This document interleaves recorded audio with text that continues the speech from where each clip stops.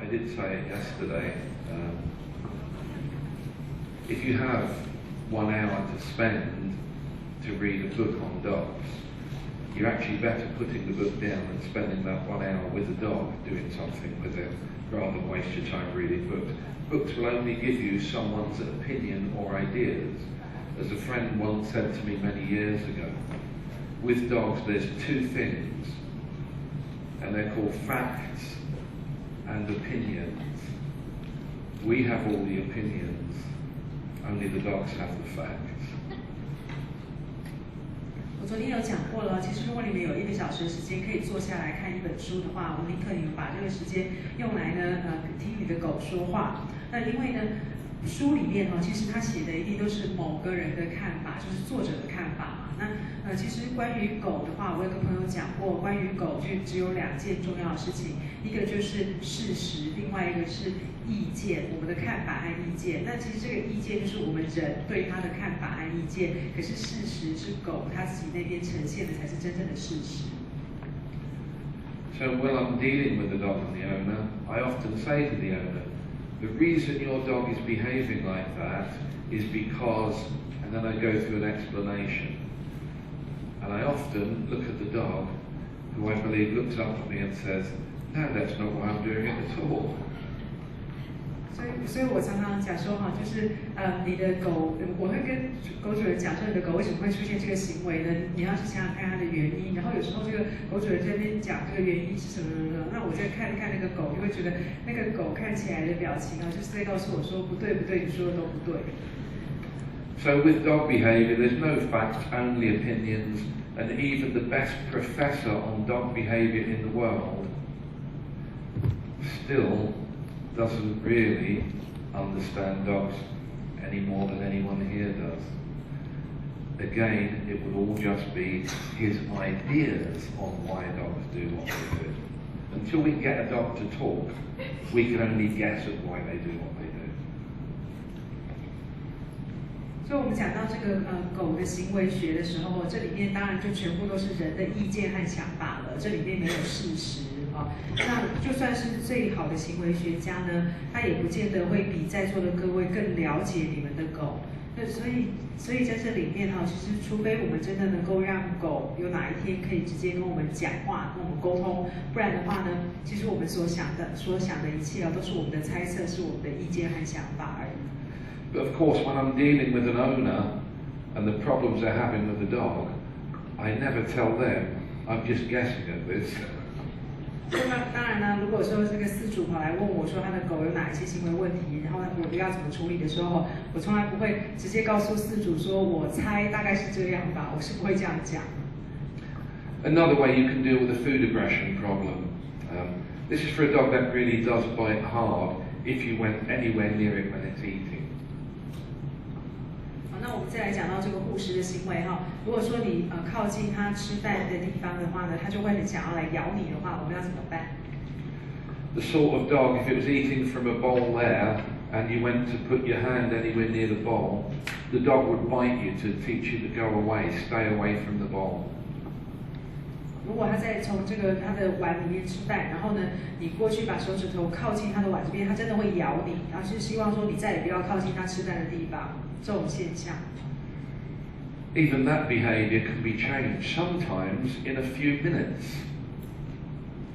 像这种护食的行为其实是可以改变的，有的时候只要花几分钟的时间就能改变。This is how we can do it. I need to tether or fasten the dog on a length of cord or line to a point where the dog can't move. Okay, so imagine we have a lead or a length of line attached there to something that doesn't move, and the dog is attached here on a flexible line. It's attached here, so it can't come any further than the line permits it.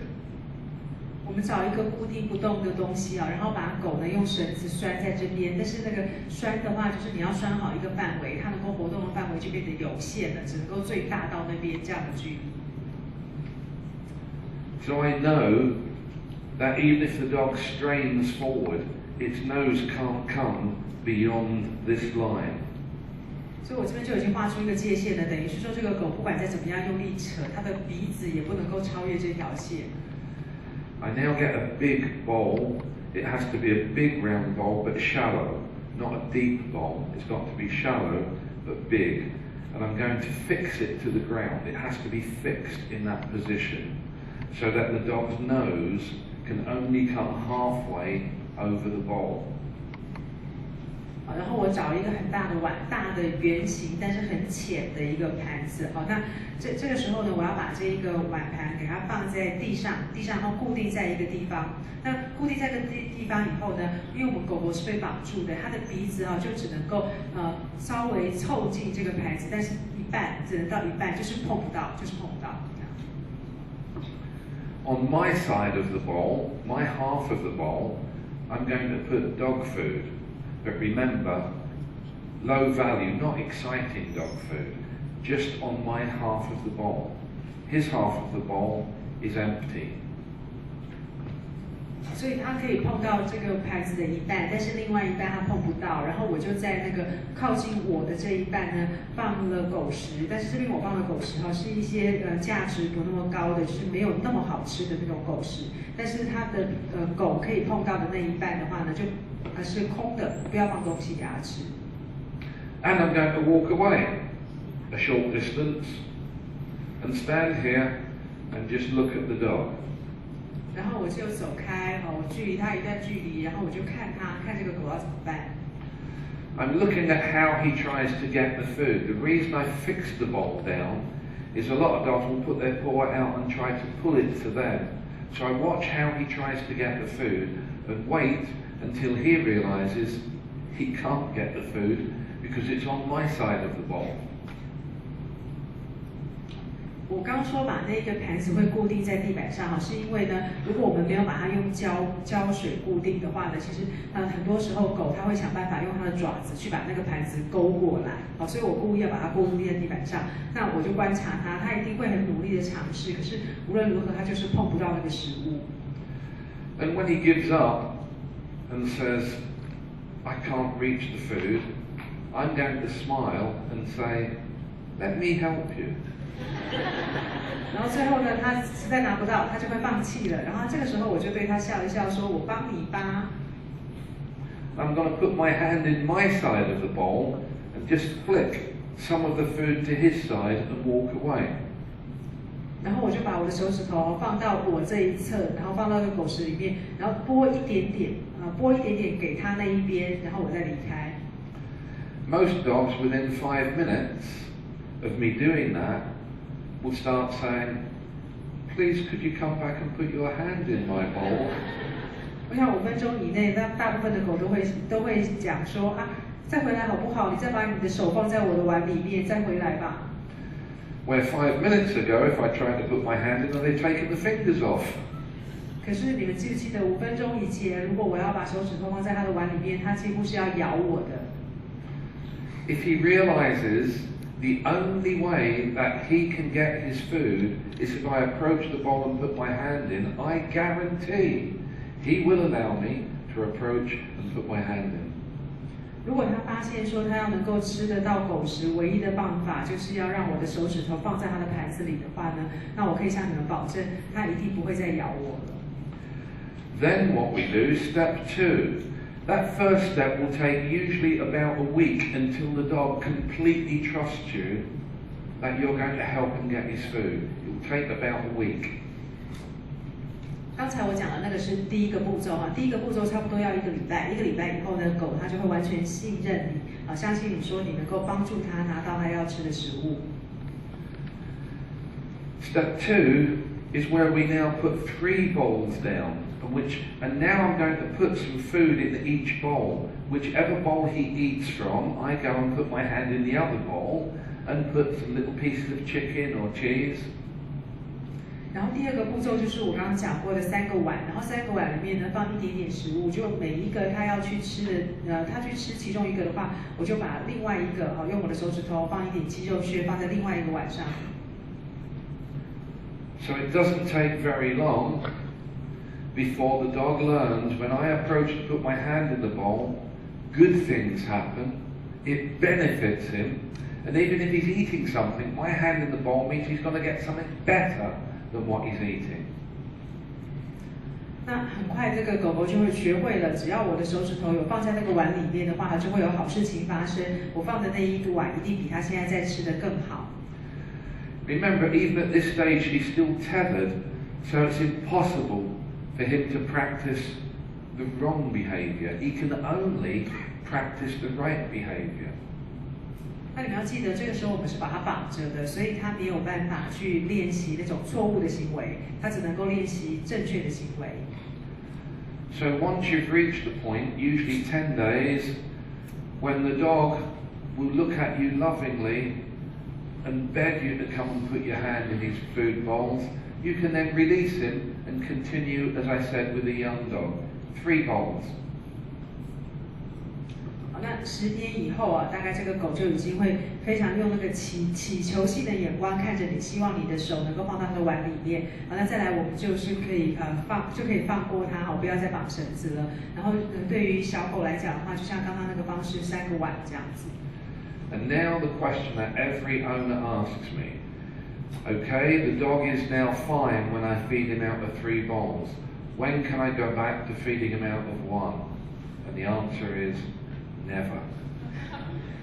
然后接下来狗主人就问我这个问题说，好，那现在呢，我用3个碗喂它，它已经没有再出现护食的现象了，我什么时候可以再回归为只用1个碗呢？那我的答案就是，不可能，你就不要回到原来只用1个碗喂它，就永远都是3个碗吧。Once you have changed the behaviour and got an improvement, we got the improvement because I actually changed the owner's behaviour. If the owner goes back to the old behaviour, the dog in a short period of time will also go back to that old behaviour. 我们能够改变狗的行为，然后让它出现比较好的变化，其实是因为我们也改变了饲主的行为。那如果说这个时候饲主他回到原本的方法的话，这个狗很快也会回到原本的方法。Next food problem. The owner says, well, he's not back. Oh, maybe I should point out, there is this feeling sometimes amongst owners that when they give the dog food and they go near it when it's eating and it growls, that's okay. It is not okay. What happens when a child goes near it? What happens if you didn't know there was any food there and you go near it? It is totally unacceptable and it can be changed.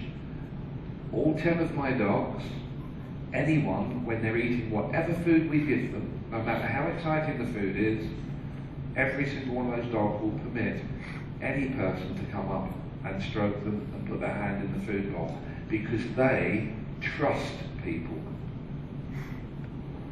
再来我要附带一提的就是说有些人会想说我给他食物吃的时候，如果我靠近他，他没有咬我了，他只是会这样子发出声音低吼，那这样子就算了。可是我要告诉你们，这是不能接受的。如果说是一个小孩子接近他呢，如果是其他的问题呢，如果他就是会就算没咬你，但是他出现那个低吼的声音，这还是不能接受的。我们要矫正他的行为，让他辨认说，不管他在吃什么样的食物，不管食物有多好吃他都能够允许人来接近他，这才表示他跟人之间有非常强的信任感。If your child is sat at the table eating some exciting food, is it acceptable for them if you go near them to stab you with a chopstick? 我们可以做一个比喻来看看假设你的小孩子现在坐在桌边，然后他在吃东西，那就算这个食物很好吃，那可是如果你接近他的时候，他要用筷子去戳你的手，难道你会接受吗？ So the message I get across to owners everywhere, if you approach your dog and try to touch it when it's eating and it growls at you or tries to bite, it means your dog does not trust you. 所以我可以告诉你，不管在世界各地只要说你在狗吃饭的时候去接近它，它会想要咬你，或者是它发出低吼的声音的话，都表示它不信任你。 So it doesn't have to be like that. You can train any dog the idea of sharing what it has. Remember, I went out and purchased the food and I'm prepared to share it with him. He should be prepared to share it with me. The same applies. 我们一定要训练狗不要出现这个行为，而且要训练它学会分享的概念。因为是我出去买食物，我把这个食物分给你，你也要学会分享。But the next owner says, well, when I give him his ordinary food in a bowl, he's okay, but I cannot give him a raw bone with some meat still on it, or I cannot give him a big chew, because with those things, he will bite if I go near. 那也有出现一种问题是说，如果我把狗食放在饲料碗里面给它吃，它不会咬我。可是如果我给它的是一个很大的让它可以咬的东西，大的玩具，它可以不断的咬的东西，或者说给它一块生肉让它吃的话，那这种时候我去接近它，它就会咬我，这就是另外一个问题了。So I'll say to the owner, when was the first time that you can remember that you gave your dog, maybe when he was a puppy, when was the first time you gave him a big bone? 那我就会问他说，你记不记得你什么时候第一次给狗吃这个可以咬的大块的生肉？那什么时候？可能是它是幼犬的时候，但是你记不记得是什么时候？ And they might answer by saying, well, I first gave him a bone when he was 5 months old. 可能他会告诉我说，我第一次给他一个很大的骨头，让他可以咬，大概是他5个月大的时候。And that's the mistake they made. They gave him a bone. They should have given him 10 bones. 那错就错在说呢，他第一次给他的时候是给他1根大骨头，他应该给他10根大骨头，就不会发生这个问题了。 If his first experience was there were 10 bones lying there, I guarantee he wouldn't worry if you approach and pick one of the bones up. But I guarantee if there was only one there and it was extra exciting, he probably wouldn't want you to approach because he'd be worried you might take it away from him. 如果你第一次给他的时候就是给他10根骨头，那你从里面要再拿1、2根走，他其实不会怎么样。可是你第一次给他1根骨头的时候，他非常高兴，然后他就死咬着不放，他很害怕你来接近他的时候会把这个只有的这1根给拿走。So at the moment, I'm not sure what the time difference is, but at the moment at home we have a big house in England, used to be a pub, and there's probably 5 dogs in one of our rooms. It will be in the kitchen. Back at home in England. And if you looked on the floor to find the bone, you wouldn't find one. 那在我家里呢，我们有养5只狗，而且我房子很大，那我们可能5只狗可能现在在厨房吧。那如果你在地上看的话，你要想要说找看有没有骨头，其实根本找不到。With 5 dogs in that room, you would probably find around 15 bones. 你不会找到1个骨头，是因为我在地上可能会让你找到15根骨头。So if you walked in, it would probably be one of our bigger dogs, Barney, and he would say to you, "Hello, we all have bones. You don't seem to have one. Would you like one?" 所以如果你到我们家的话，那个我们比较大的那只狗大概是 Barney 它可能会看看你，想说，哎，你好啊，那你看我们这边每个狗都有骨头，你怎么好像没有？那你要不要我拿1根给你？ That's how to prevent the problem happening in the first place. But if the dog is already aggressive when we give it a bone, how do we cure the problem? 好的，所以我刚刚讲的是怎么样去预防这个问题的发生。但是如果说呢，它已经产生了这个行为问题了，我们怎么去解决它？ I'll see if I can give you the way that I do it. It takes about 5 minutes. 我告诉大家，我用5分钟解决这个问题。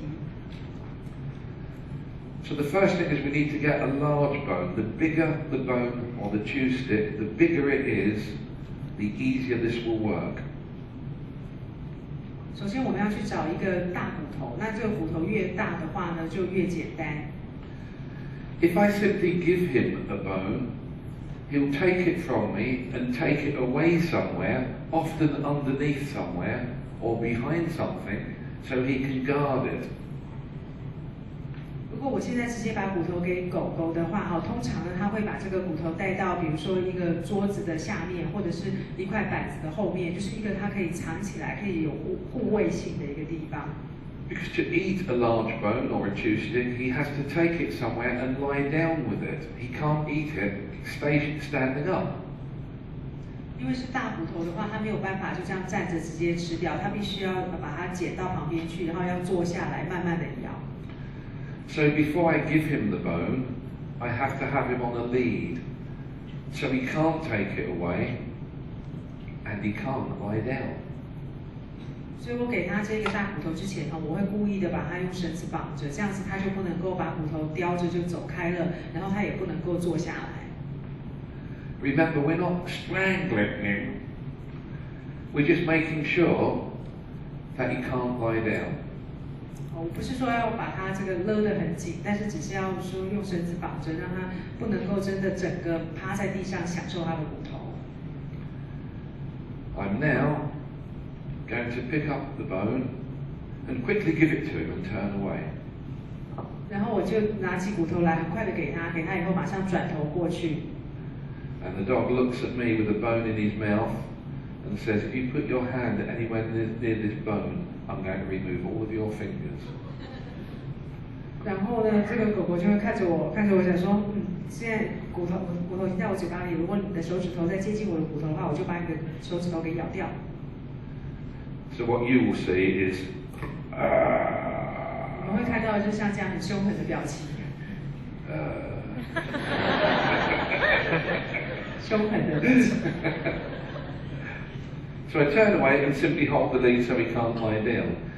Now he has a problem because he can't actually eat the bone. So he stands there with it in his mouth and realizes I can't go away and I can't put it on the floor to eat it. So just stand still and his head will lower because it's a big bone. That's why we got a big one. It's heavy. His head will lower and plump, he'll drop it to the floor. 好，然后现在骨头在他嘴巴里，但是呢，他没有办法真的趴下来，所以他就没办法吃这个骨头。然后他又被绑着，然后他也不能够离开，不能到别的地方去。然后这个骨头他就只能含在嘴巴里，可是骨头很重，所以呢，他的头就会越来越低，最后这骨头就掉到地上。At which point, I gently smile and say, "There's a good boy." And then, using the lead, we're going to walk away. 好，那这个时候我就跟他说做得好，然后呢，因为我有绳子在我手上，对不对？我就把它牵走。We walk away with the Maltese like this. And we walk away with the Rottweiler like this. Depends on the size of dog, but we don't walk away. 要看这个狗是大是小，看它是不是很服从。但是不管是用温和的方式，或者是说比较用力的方式，我们现在就是把它带走。And when we turn round, I'm going to walk back to the bone and at arm's length, pick it up and immediately give it to him again. 然后我再转身然后转身的把这个骨头捡起来，捡起来以后呢，我还是一样就再很快的塞回他的嘴巴里，然后头又别开。And again he realizes, I can't get away and I can't eat it. And it drops to the ground. I'm going to smile, say good boy and walk away again. 然后一样他也没办法没办法趴下来吃，然后没有办法离开，然后咬在嘴巴里，最后这个骨头还是要掉在地上，然后掉到地上以后呢，我就笑一笑跟他说很好，然后我再把它牵走。Don't do that 10 times. And usually by the 10th time, this is what happens. You give him the bone, and go. 我们可以重复10次，那通常到第10次的时候，你给他骨头，马上他就吐下来了。So once I've got that, so I give him the bone and he immediately drops it because he can't eat it. I'm going to change my behaviour. 我给他骨头，他马上就把它吐出来，因为他没办法吃。然后到这个时候，我就要开始改变我的行为。Now when I walk back and pick up the bone, this is why it's big, I'm going to hold on to my end and let him chew his end. Because now he can eat it. And I let him chew it for about a minute. 那这个时候呢，我把骨头捡起来，然后我就抓住一端，让它咬另外一端，这样它就可以咬了，因为我帮它抓住这个骨头了，让它咬个1分钟。Then I let go, and it will drop to the ground. 然后我再放手，结果骨头还是掉到地上了。Usually I repeat that 6 more times. 通常我会故意再重复6次这一个行为。6 more times. 6次。Then I pick up the bone and give it to him and turn away. And what he should now do, and they all do, is to look at me, wag his tail and say, excuse me, could you hold on to the end for me? It's the only way I can eat it. 然后我再把骨头捡起来塞到嘴巴里，然后我又把头转开。那这个时候的话，通常就狗应该都会咬住这个骨头以后呢，拼命摇尾巴，然后拼命的叫我，因为它就是想说，哎，你可不可以再回头过来帮我抓另外一端，这样我才可以咬骨头。You can completely turn around the dog's idea of what your hands can do with that bone. You see, up to that point, the dog believed that your hands coming towards the bone was going to remove it, not to help him eat it. 这个时候我们就已经完全改变了狗狗它对于我们的手碰到它的骨头的时候的看法，因为一开始它觉得我们的手碰到它的骨头就是要把骨头拿走不给它吃，可是这个时候它已经不是这样想。So for the next few weeks, every day, give him several bones, but have him on a lead, and just keep repeating that. 所以接下来好几个礼拜你都要要给他骨头，但是要把它绑着，绑着重复我刚才说的那个过程，用绳子绑着，然后你给他骨头吃。Most people that I've worked with, which will be thousands of them, that have actually done that, have reported it creates another problem in the dog. 那我大概有帮助几千个人用这个方式去矫正他狗的行为，可是他们有告诉我说，这样做以后会产生另外一个行为。Every time you give him a bone and you're trying to watch television or talk to a friend, he keeps bringing it to you and asking you to hold on to it. 就你每次给他骨头以后，如果你想要看电视或者跟朋友讲话，他会一直把骨头带来给你，要叫你帮他拿着这个骨头。Remember, when you get a puppy, give it 10 bones for the first time and make sure you hold on to one, because once they realise that your hands are better for holding on to that bone than their paws, they'll always want you to hold on to it for them. 所以我们刚刚讲到，就是你给他骨头的时候呢，一次就要故意给个10根，然后呢，你也要你可以把其中1根放在自己手里面，然后狗一旦发现说你帮他抓骨头会抓得更牢，比他自己去吃更好的话，他就会希望你永远都帮他拿着骨头。Again, it's just the concept of teaching a dog sharing and trust. 我们用这个方法其实是教狗要跟我们分享，然后要信任人类。So, I need to tell you the story of a little toy breed, and the dog's name is John Henry. 好，那我现在要告诉大家一个观赏犬的玩赏犬的一个故事，然后这个小小的玩赏犬呢，它的名字叫做 John Henry. Which tells you a lot about the owner. As soon as I said that name, it tells you have a mental image of the owner. Who would call a dog John Henry? 我讲他的名字的时候，你们就会想说，这个主人，你大概就会在猜想主人是什么样的个性的。这主人怎么会叫他的狗 John Henry？ It was an elderly couple, and they did love their little dog. It was almost a replacement for a child. It was almost a grandchild to them, so they loved the dog. 这是一对老夫妇他们养的狗，那对他们来讲呢，他们非常爱这个狗，因为这个狗就很像他们的孙子一样。And so they contacted me and said they were having a problem with John Henry, and the problem was when they took him for a walk, they said he picks up disgusting things and eats them. Disgusting things like pizza crust that's going mouldy on the end. Disgusting things like an old bread bun from McDonald's. 那这对夫妻告诉我说呢，他们的狗狗 John Henry 在外面散步的时候会去捡一些很恶心的东西，然后直接就吃了起来。他们所谓很恶心的东西是说，像那个披萨的饼皮，但是已经发霉了或者是说呢麦当劳的那个汉堡剩下来的那个被吃剩的剩下来的一部分。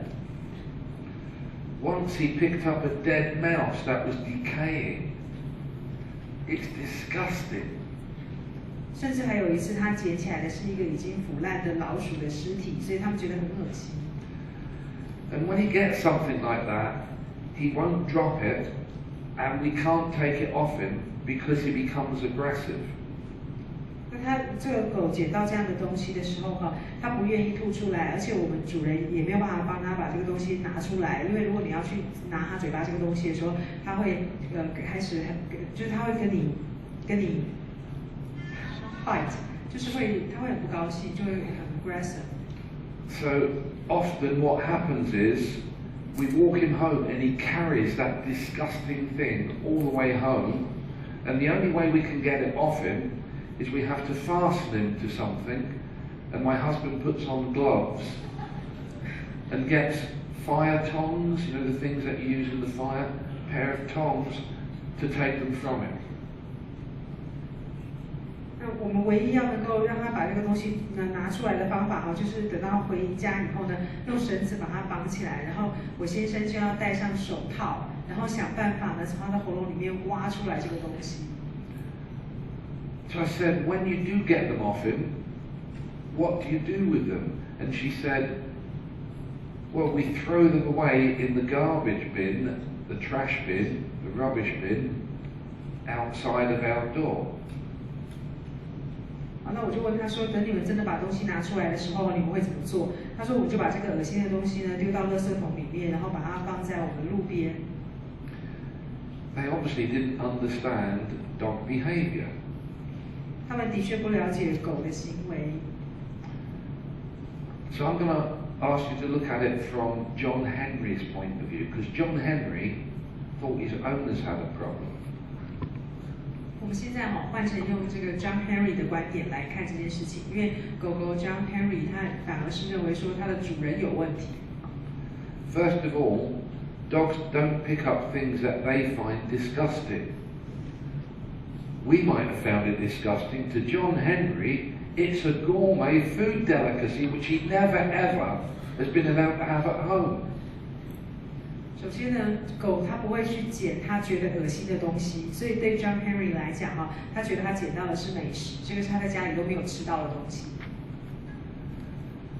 John Henry was fed the same food every single day. He never got pizza crust. He never got pieces of chicken. He never got dead mice. 因为 John Henry 在家里每一天都是吃一样的食物，他从来没有吃过披萨，然后他也没有吃到鸡肉，也不可能吃到死掉的老鼠尸体。And he told me on the few occasions in his life, this is John Henry talking, in the few occasions in his life that he did manage to get one of these caviar gourmet food items, his owner started to get very aggressive. 所以 John Henry 他就告诉我说，我终于有机会在路上捡到这些很好吃的美食哦。可是我捡到这个美食以后呢，我的主人居然开始变得有侵略性了。No, bad dog, drop it, drop it. 我的主人要来跟我抢，他说我不乖，叫我赶快把这个东西吐出来。And they wanted that gourmet item for themselves because they would take it off him and they wouldn't let him have it back. 其实是我的主人想要拿这个美食，因为他会把它拿走，从我这边抢走，而且就不再还我了。So John Henry said, the only way that I have any chance of tasting what that stuff is like and eating some for myself is I've got to hold on to it and resist them. And when they do take it away from me in the house, they have this food container just outside where they store all these wonderful things, and I'm sure they eat them when I go to bed. 所以我唯一的方法就只能够赶快把这些东西含在我嘴巴里，我死都不要放。那最后他们终于从我嘴巴里把这个东西给抢走的时候他们会把这个放在那个储存食物的地方还有很多其他的食物，它就存在一起然后就把它放到路边去。我觉得他们一定都也有吃那里面的东西，而且他们不喂我吃那样的东西。So a few things that help. Number one, why don't you buy pizza a couple of times a week? Don't eat the crust and let the dog have it mixed up with his dog food. Why don't you buy chicken a couple of times a week, and what you don't eat, why don't you give him a bit more of what you eat?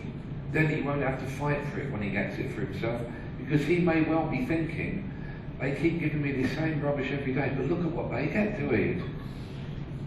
This is a family member that we're living with. 所以首先第一点就是为什么我们不会在买披萨的时候呢，也留一点披萨皮给这个狗狗吃呢？可以把它跟原本的狗食混在一起啊，然后偶尔也可以给它吃一点鸡肉。那你吃的东西呢，你愿意给它吃，这样它就不会再跟你抢了。因为它每天它是家人的一部分哦，但每天它看到你都在吃不一样的东西，为什么我自己就每次都要吃一样的呢？ It is the owners that had all of the problems, not the dog. They're not prepared to share anything that they had with the dog, so he's left no alternative but to go and try and get the stuff for himself. 问题其实出在主人身上哈，是因为主人他不愿意跟狗分享他拥有的东西，所以狗就变成必须自己到野外去找，想办法去抢到他要的东西。Now I do understand the need that a dog eats a balanced diet, but within that balanced diet you can mix in some of the food that you eat. My dogs, as I said yesterday, they love when they get fed because they don't know today whether it's going to be Indian food, Chinese food, Japanese food, fish and chips. Anything that we have left over is mixed in with their food. So they, in addition to getting a balanced diet, also get to sample all the food that we eat. 当然，狗也需要有均衡的饮食，可是我们可以把人吃的东西混在它的狗食里面混一点让它吃。就像我跟你们讲，我自己养的狗他们就有吃过印度菜、中国菜、日本菜还有我们英国最流行的这个炸鱼和薯片，他们都有吃过。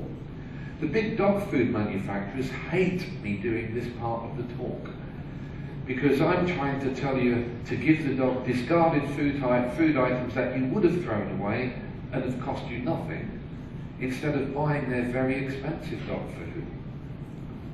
我知道做宠物食品的公司都很讨厌我讲这些话，因为他们当然是希望你们不要把这些厨余根本都不需要花钱的东西拿来喂狗，他希望你能够花大钱去买他们的产品来喂狗。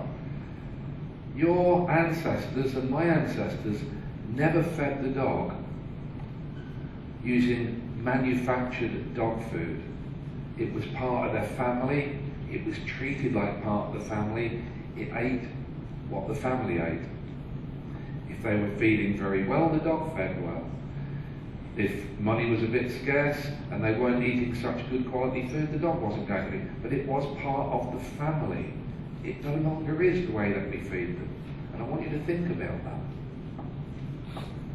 在之前呢，我们的祖先从来也没有拿这种准备好的狗食、狗饲料来喂狗，对不对？因为狗是我们家人的一部分，那我们吃什么它就吃什么。如果这家人现在吃的比较好，狗就会吃的比较好。那现在如果钱不太多，吃的不好的话，狗也吃的不好。大家可以想想看，以前就是没有狗食的。So if you want a more loving, caring relationship with your family dog, there's only two things that I can suggest you do. Share a bit more of your life with it, including some of the food that you eat, or start eating dog food. 所以呢，如果你们希望跟狗之间呢有非常好的一个关系，彼此是像家人这么关爱的一个关系的话呢，你就要跟他分享你的生活，跟他分享你的食物。那不然的话呢，就如果你不是你跟他分享你的食物，那再不然难道是你要去分享他的